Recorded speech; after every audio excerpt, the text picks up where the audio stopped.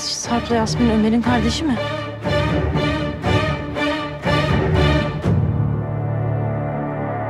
Bir dakika ya, benim kafam allak bullak oldu. Ne zaman tam olarak oldu yani ilişki çocuk? Meraklı Melahat. Bu da detay öğreneceğim diye çırpınıyor orada. Tamam yeter. Geçmişte olmuş böyle bir hata. Geçmiş gitmiş. Kapatın artık. Neyi kapatın? Neyi kapatın anne? Bu çocuk benim nasıl kardeşim olabilir? Kardeşim falan değilsin sen benim. Olamazsın da zaten. Sen kim, bizim kardeşimiz olmak kim? Tamam yeter. Ne yeter? Ne yeter? Ben bu çocuktan nefret ediyorum, nefret. Ben bunu öldürmek isterken sen şimdi babasıyım mı diyorsun? Babam falan değil. Benim bir tane babam vardı. Onu da ellerimle yıkadım, gömdüm. Adı da Veli.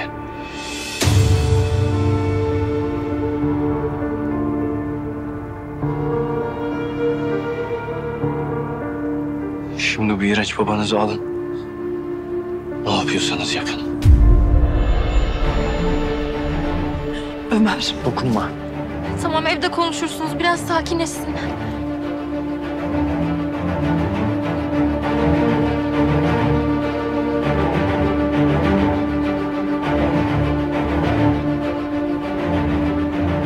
Tamam, davet bitmiştir.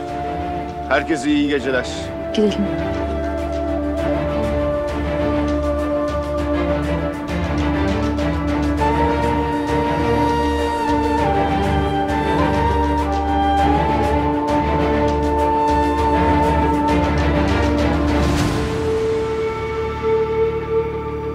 Ben sana dedim, değil mi?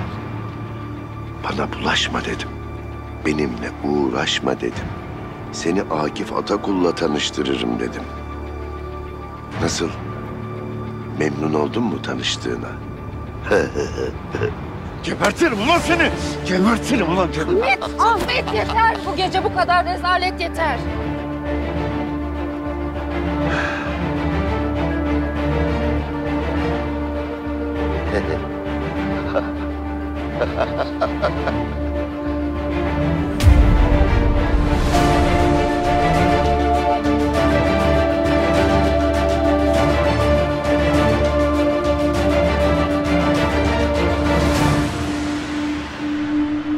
Nasıl olur ya?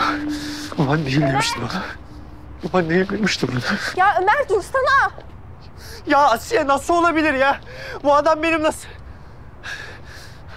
Ya o adam beni evden attı. Nasıl benim babam olabilir ya? Bak şimdi de baban diyor. Bak kesin bir şey çeviriyorlar ha. Kesin yalan konuşuyorlar bana. Ömer, yalan değil. O adam senin gerçekten baban.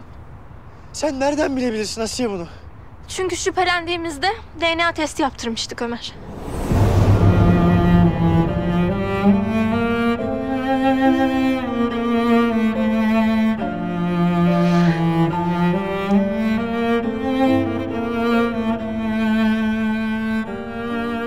Yaptırdık. Derken? Kim? Doruk, ben olacağım.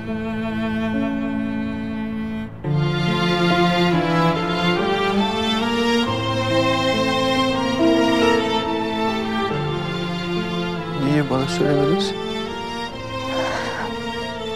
Çünkü o adam seni istemiyormuş Ömer. Seni oğlu olarak kabul etmiyormuş. Biz de saklamak zorunda kaldık. Sen üzülme diye. Üzülmeyeyim diye. Asıl şimdi ben üzgünüm Asiye. Hırsımdan kendimi yiyeceğim. Bir de beni istemiyormuş ha.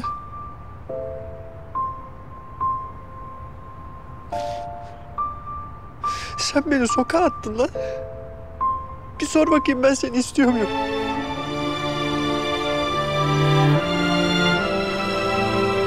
Bir sor istiyor muyum acaba?